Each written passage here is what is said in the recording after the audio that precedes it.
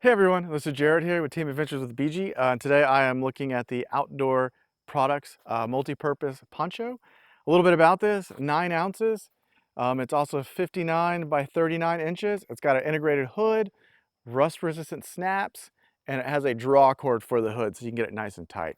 So if I didn't say it weighs 9 ounces, the pouch also weighs 9.9 ounces. So I wouldn't carry this with you when you were actually out backpacking or day tripping. So getting it open, you can see this, pretty nondescript, just gray material. It's double polyurethane, so it will keep you dry. There's the hood, and it's just kind of this bulk. So let me get it on and show you.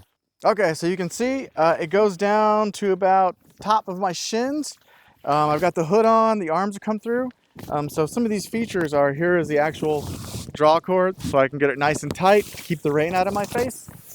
It also has these rust-proof snaps that I was talking about. Only one on each side, but it does have some little tie-down spots here at the very bottom if you need to tie it together or want to put it up in a tree to tie it up and sit under it.